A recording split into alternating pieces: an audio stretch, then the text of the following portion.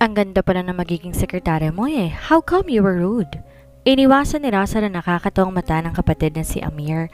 Hindi pala nakakatawa, palagay niya pinagkakatuwaan siya. I wasn't rude, makulit lang talaga ang babaeng yon. Sinabi ko na sa kanya, hindi tayo tumatanggap ng on-the-job trainee dito. That is not true. Ilang working students na rin ang tinanggap natin para makatulong sa pag-aaral ng mga batang nagpupursiging makatapos. Saan mo nakilala si Miss Gomez? At Zen Club. At Zen Club? How come she knows that? Isang sarkasikong ngiti ang lumabas sa mga labi niya. Muli, rumihistro ang paghawak na Esmeralda sa braso ng daddy niya paglabas sa elevator. Di niya alam paanong tinaboy niya ang babae pero nauwi pa to sa opisina ng ama. He hated the idea that the woman might be targeting his father. Of course, he was threatened. Hindi naman to papatulan ng daddy niya. Pero ang kaisipan na masyado tong tuso at ginagamit ang ganda sa maruming motibo ay nagpapainit talaga ng dugo niya. Bago pa nito magawa ang plano, dapat niya nang putulin ang sungay nito.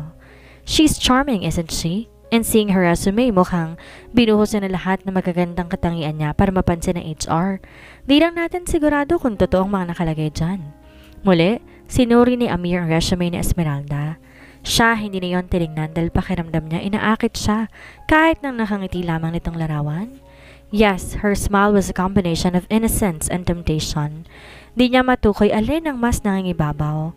Alin man doon hindi siya papayag na magkaroon ito ng kasiyahan sa iniisip na plano. Yeah, let's see how she performs.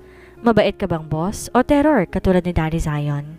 Mahigpit naman talaga sa trabahong Uncle Zion niya na siyang tunay na ama ni Amir. Pero nagretiro na rin ito ngayon at nilipat na ang pamamahala sa Alonzo Corp kay JC. Paminsan-minsan na lang tong nagpupunta sa opisina. It depends on her.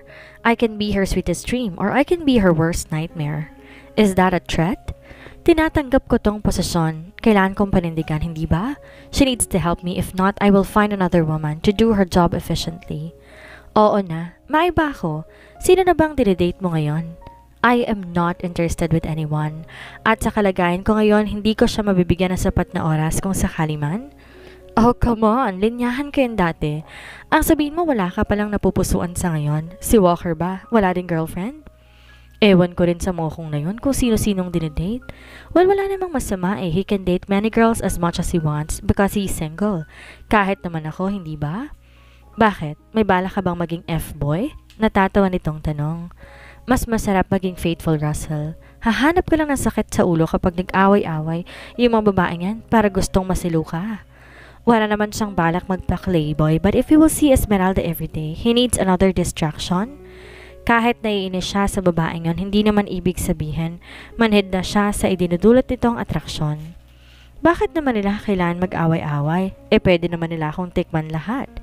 Napailing na lang si Amir habang nakatawa rin sa kanya. Halika na nga at ipapakita ko maging ang opisina mo.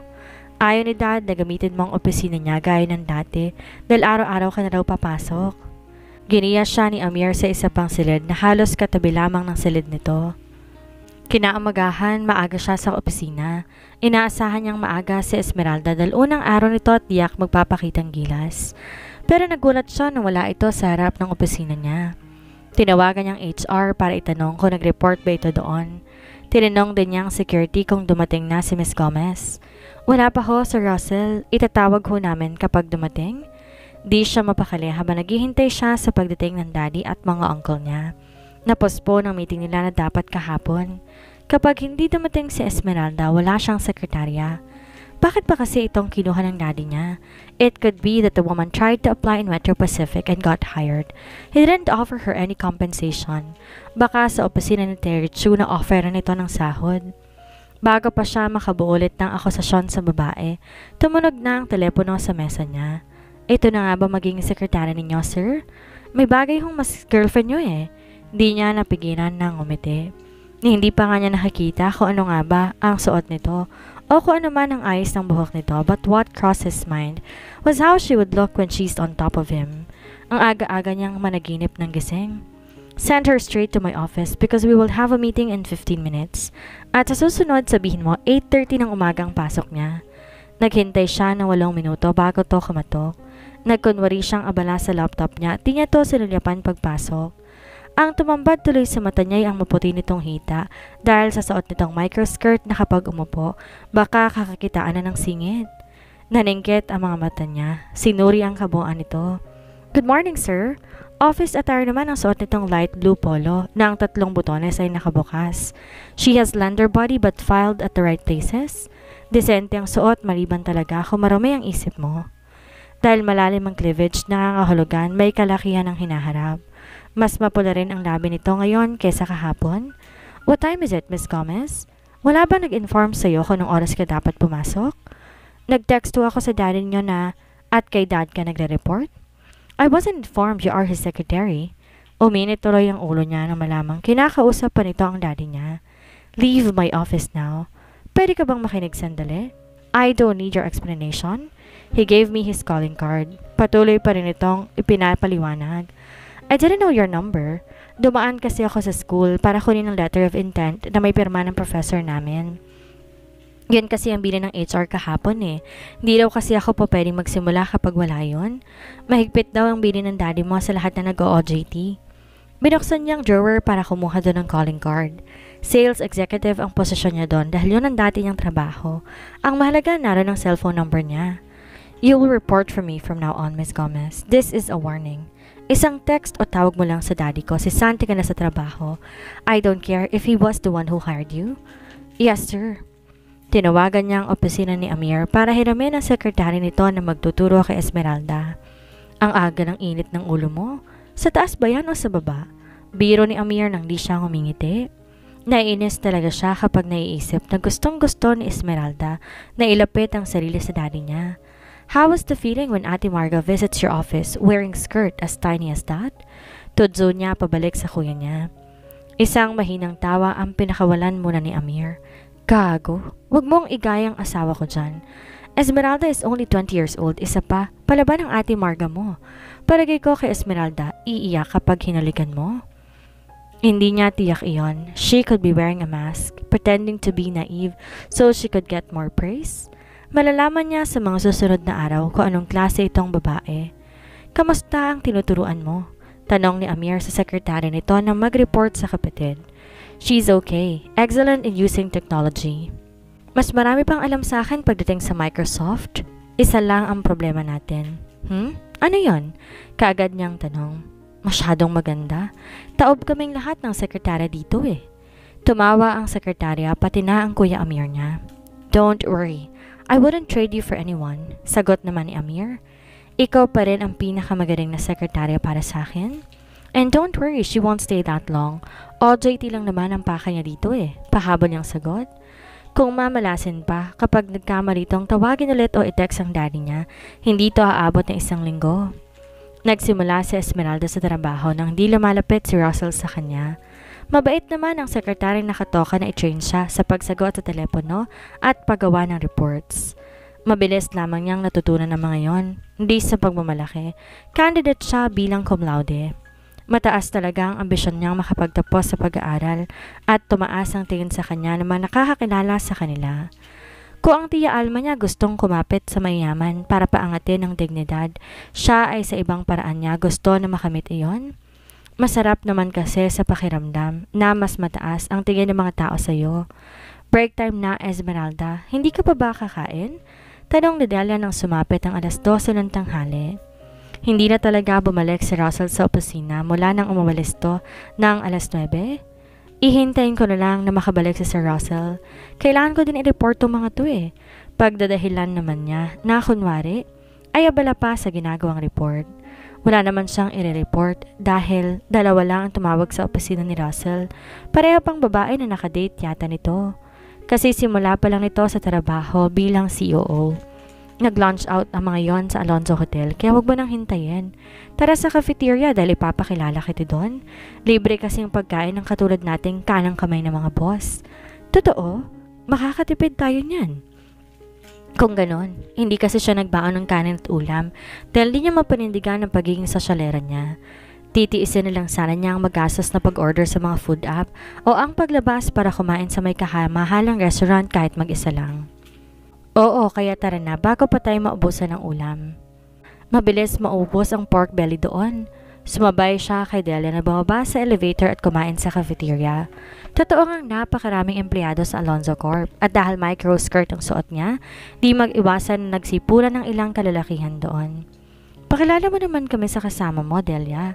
Wika ni Donald na hindi rin nakatiis na hindi pa kilala ang sarili sa kanya. Tipid ng ngiti lang pinakawalan niya. Hoy, kayo ha? Assistant ni Sir Russell tong sa Esmeralda, baka bawal tong ligawan. Hindi lang yata assistant, baka girlfriend ni Sir Russell. Komento naman ni Donald. Wala akong sinabi ha, basta sa kanya na chika-chikain si Esmeralda kapag tumagal siya dito at hindi pinagbabawanan ni Sir Russell. Here is my calling card, Esmeralda.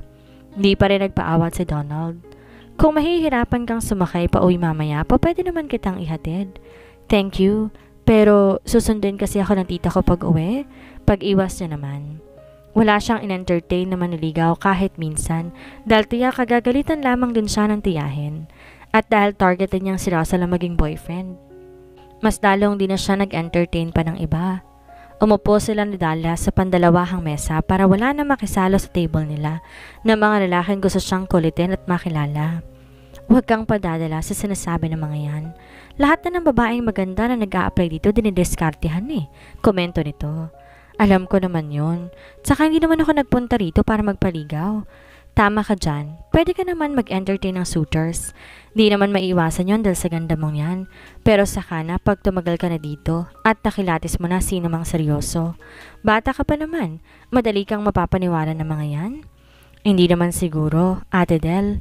Kapag nakatapos na ako ng college, saka ko na ho iisipin yan. Tama yan. Naku, ang ibang kabataan lang yan. Nakailang palitan ng boyfriend. Di ka ba talaga nakakaranas ng boyfriend kahit minsan? Hindi pa ho eh. Wala ho talaga akong pinayagang manligaw sa akin. Ang swerte naman pala na magiging boyfriend mo, no? Bihira na lang ganyang babae ngayon. Gusto ko nga ho sana yung first boyfriend ko. Yun na rin ho yung mapapangasawa ko. May mga ganyang panata talaga tayo, lalo na kapag bata pa. Pero hindi rin naman masama ang sumubok muna sa relasyon eh, at matuto sa mga pagkakamali. Ang mahirap kasi sa kanyang pag-iisip, kapag naloko ka, mas mahirap tanggapin kasi tinakda mo na siya na mapapangasawa mo. Paano pala kung hindi siya nakatadhana para sa'yo? Pipili ho ako ng mas mabuting lalaki, yung hindi ho ako lolokohin? Nakangiti naman niyang sagot. Sa isip niya ngayon ay naroon ang gwapong mukha ni Russell na nakangiti rin. Ipagdasal mo yan kasi mahirap makahanap ngayon ng relasyon na pangmatagalan. Matapos silang kumain, bumalik din siya kaagad sa mesa niya. Di niya alam kung nasa loob ng opisina nito si Russell dahil frosted glass naman halos lahat ng salamin ng silid ng mga boss. How are you doing with your job? Napalingon siya nang marinig ang tinig ng daddy ni Russell. Kaagad dun siyang umiti at saka napatayo. Good afternoon ho. Tatlong makikisig na lalaki ang naroon. Lahat ng mga mata nakatuon sa kanya. Magkakahawig ang tatlo bagamat may kaibahan na hindi niya gaanong matukoy dahil hindi niya matitigan. Siya ba ang assistant na kinuha mo para kay Russell? Tanong ng isang baritonong tinig. Para siyang nanonood ng fashion show at nasa harap niya ang mga modelo na bagamat may edad na hindi matatawaran ng sex appeal. May loyal sa asawa ng mga Alonzo Esmeralda. Wala kang mapapala sa mga yon. Tinig ng tiyahin niya ang biglang dumaan sa balintataw niya. Hindi naman sila ang target ko, kung hindi ang love Russell ko. Sagot din naman ang isip niya. Kapag tumanda na sila, ganito pa rin kaya tiyak to kagwapo? Kinikilig tuloy siya, hindi pa nga siya nililigawan. Yes, Kuya Zion. OJT pa lang siya ngayon, but she can continue if she wants to be an employee here later on. OJT? Akala ko 16 eh. Tumawang isa pang gwapong lalaki na hindi niya naman alam kung nagbibiro.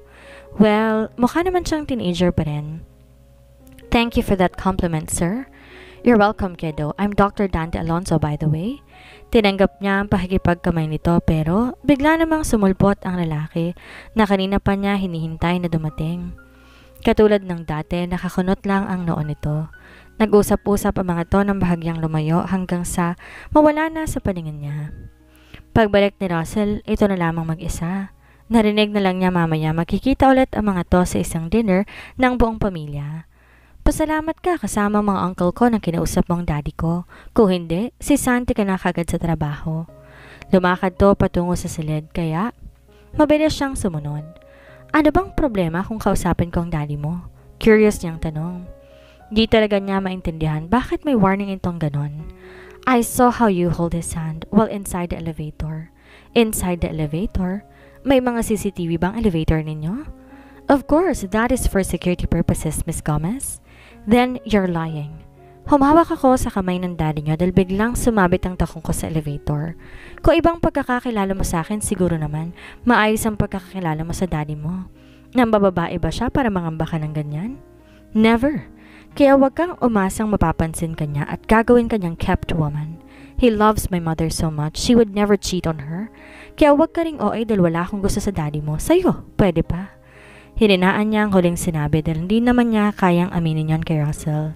What did you say? Ang sabi ko ho, may dalawang babaeng tumawag kanina. Kukunin ko lang ho ang names nila sa table ko. Si Vanessa ba yon? Yeah, we have a dinner date later. Ako na lang tatawag sa kanya. May date ho kayo? May problema ba? Wala ho. Tumalikod siya at lumabas na sa opisina ni Russell, dala ang pangit-ngit ng dibdib. May date ito mamaya pero hindi siyang babaeng yon. Pagbalik niya sa mesa, tinuloy niyang pag-aralan ang sistema ng reporting sa kumpanya at kung ano ang mga trabaho niya pero hindi siya mapakali. Pagdating ng alas 4 ng hapon, tinawagan niyang Vanessa na yon pero hindi para kumpirmahin na may dala to kay Russell, kung hindi para kanselahin ang date nito sa binatang crush niya. Why did he cancel it again? Palatak ng babae sa kabilang linya. He has a meeting at 8 o'clock with his family, ma'am. I'm sorry, but he cannot go to Sun Club tonight. Oh, never mind. Just tell him to kiss his ass. Lihim na lang siyang napangiti na ibaba ang telepono. Di naman siguro siya mapapagalitan dahil totoo naman, may meeting ulit si Russell sa bahay ng mga magulang nito. Isang linggo nang pumapasok sa Esmeralda sa trabaho. Wala pa rin ba si Sir Russell? Tanong niya kay Delia. Alas 6:30 na ng gabi pero di pa niya nasisilayan ng binata. Kailangan niya mag-report sa mga nagawa niya bago umuwi. Pero nang umalis to, kaninang alauna hindi pa rin to bumabalik. Hindi na yun babalik. Narinig ko may parting pupuntahan kasama na magpinsan. Ano bang kailangan mo? Magre-report lang. Ilagay mo na lang sa table niya. Ganun lang naman ang ginagawa mo kapag wala si Sir Amir. Nadismaya siya. Yun lamang kasi ang pagkakataon niyang makausap ang suplado niyang amo sa maghapon. Palagi itong nasa meeting at kapag nasa opisina na may palaging nakalak ang pinto. Wala naman siyang nagawa kundi i-print ang report para iwan na lang sa mesa ni Russell. Iilan na lang empleyadong naroon dahil nagsipag-uwian na. Pagpasok niya sa loob ng opisina, sarado na ang mga ilaw. Mabuti na lang walang Venetian blinds ang dingding, hindi katulad ng ibang silid. Pumapasok ang liwanag na nanggagaling sa malaking billboard sa harap ng Alonzo Corp. Sinara niya ulit ang pinto at saka lumakad palapit sa mesa nito. Matapos ilapag sa mesang report na ginawa niya, sinutil niya muna ang mga larawan na nakailera sa display shelves. Sinubukan niyang i-on ang night lamp na katabi ng mga larawan. Gusto niyang matitigan ang mga yon isa-isa. Isa sa mga lumang larawan ay si Russell, nakasakay sa kabayo na marahil sa ibang bansa kinunan. Sinipat pa niya ang ilang larawan doon and then she found an old photo, almost the same as Russell now. Natitiyak niya si Eduardo, iyon dahil luma ng larawan. Bahagya lang tong nakangiti katulad ng kung paano ngumiti si Russell ngayon, tipid at ayaw halos igalaw ang mga labi. Gayunpaman, kuhang-kuha niya ang kilig ng mga babae. Pinunasan pa niya ang salamin sa frame sa pag-asang lilinaw pa iyon. Gusto na lamang naman niyang titigan ang pagkakahawig ng dalawa. Napapitlag na lamang siya nang bigla bumukas ang pinto ng silid. Kinakabahan siya kaagad na makita na si Russell lang pumasok. Biglang naninggit ang mga mata nito nang makita siya. Lumipat na ng tingin nito sa hawak niya bago ibinalik ang nagbabago nitong mga mata sa mukha niya. What are you doing here? Wala ho kasi kayo so you grabbed the opportunity to wander around my room? Paano kung may nawala dito? Kaya mo bang bayaran? Pumasok lang may mawawala na kaagad? Pumasok lang may mawawala na agad? Kamukhang-kamukha niyo pa talaga si Sir Eduardo. So, tumaas ang kilin nito at sinampang isang hita sa mesa para umupo. Magkasing gwapo ho kayo, pagbibigay niya ng papuri. Sa halip magpasalamat to, sarkasikong ngiti ang nilabas sa mga labi. But he is richer, maagap nitong sagot. Ano naman ang koleksyon nun? Dinaan niya sa matamis ng ngiti ang sinabi. Would you rather date a 26-year-old or you preferred man whose age is twice as yours? I've heard you preferred an old man. Mukha ba siyang may gusto kay Eduardo Alonzo? Yon ang lagi nitong pinahiwatig pag nagkakausap silang dalawa. Sa katunayan, pinapalayo pa nga siya nito sa ama na kahit sa telepono hindi niya to dapat kakausapin. Bakit ko naman ho gugustuhin makadate ang daddy ninyo? Mas bagay ho sila ng mommy ninyo. May mga babae na payag makihati sa iba, basta't wag lamang mawawala ang lalaking gusto niya. Hindi ho ako ganon. Kaagad naman niyang depensa. Nag-e-enjoy siyang kausap na ito kahit pa nagsusungit sa kanya. Nariyan nga ho pala ang report ng sales. Uuwi na ho ako. Pwede namang ako na lang, Miss Gomez. Wika nito at tinawanan niya naman. Nagulat pa siya nang umalis to sa pagkakaupo sa mesa para lang lapitan siya. Di niya napaghandaan dahil ang alam niya lagi itong ilag at nakadistansya sa kanya. Wag ho kayong ganyan, baka ho maniwala ako. Di niya inalis ang pagkakangiti. Nang tuluyan tong makalapit na amoy niyang alak sa hininga ni Russell. Let us make a deal, Miss Gomez. Deal? Napaatras siya na mapagtantong halos idikit na ni Russell ang katawan sa kanya. Kinikilig siya na hindi niya maintindihan. Naroon ang takot dahil baka lasing nga lamang ito. Pero mas nananaig ang kuryosidad. Let me be your lover instead of my father? Naparanok siya sa kawalan ng isasagot. Palagi niyang sinasama sa panaginip niya si Russell pero di niya lubos maisip na may ganitong kaganapan na mangyayari. Nakakabigla. Gusto niyang kurutin ang sarili dahil baka nananaginip lamang siya. Lover? Bakit niyo naman ho naisip yon? Did anyone pleasure you in bed? May gulay! Anong pinagsasabi nito? She's a virgin for Pete's sake? Lasing nga talaga si Russell. Hindi ko pa nga naranasan na mahalikan sa labi eh. Kunwari, pumikit pa siya para ipakita ang inis. Sa kabila ng bastos na pag-iisip ni Russell tungkol sa kanya, tila may kung anong kumikiliti sa tiyan niya. What? Isang ngisi naman ang pinakawalan nito. You haven't been kissed? No way. Hindi nga. Tinulak niya ang dibdib nito para makadaan siya dahil gusto niyang ilayo ang sarili. May pakiramdam siya na kapag hindi pa siya lumabas ng silid, mapapahamak pa siya dahil sa damdamin niya. Pero mabilis din si Russell na nahagip ang braso niya at nahila pabalik. Tinakip niya isang kamay sa dibdib bilang depensa sa pagkakadikit ng katawan nila. Lalo niyang naamoy ang alak sa hininga ni Russell na nagpapahina sa mga tuhod niya. And he was possessively hugging her. Natitiyak niyang ayaw siya nitong pakawalan dahil mahigpit ang pagkakahawak ito sa kanya. Let me go, Mr. Alonzo. You won't stand any chance to kiss my father. Pero kaya ko ipatikim sa iyo ang pinakamatamis na halik na pwede mong matikman, Esmeralda. Tila naman, kiniliti ang buong katawan niya dahil sa tenga pa mismo sinabi ni Russell ang mga salitang iyon. Kasunod ng pagbulong ay ang pag-angke ng mga labi niyang hindi handa. Para siyang na-estatwa. Sinamantala ni Russell ang pagkabigla niya para paglandasin ang mga kamay nito sa likod niya. Hindi niya alam kung paano tutugon o kikilos. Sa huli, sinikap niyang tugunin ang mga halik nito sa kung anong paraan na hindi rin niya alam. Pero anong gumapang kamay nito sa dibdib niya ay bigla na lang itong itunulak. Hindi dahil sa hindi niya gusto kundi dahil nahihiya siyang ipahawak ang parting iyon ng katawan niya. Uuwi na ho ako. Now I believe you. Nang alin? Na hindi ka pa nahalikan? O baka nagpapanggap ka lang? Gagawin mo pa akong sinungaling. Bahala ka nga sa buhay mo. Bago pa siya ulit mahabol ni Russell, pumasok sa silid nitong isa pang lalaki na hindi niya kilala. Pero dahil gwapo rin ay siguradong isa sa mga pinsan nito. Puno ng kuryosidad ang mga mata nitong sinundan siya ng tingin bago ibinalik ang mata kay Russell. You're new girl. Tauhan pa natin? Narinig niyang tanong ng lalaki na lagpasan siya. Dahan-dahan lang ang hakbang niya dahil gusto niyang marinig ang isasagot ni Russell. My assistant. Stop ravishing your assistant, Russell. May kahalikan ka na sa party kanina, hindi ka pa nakontento.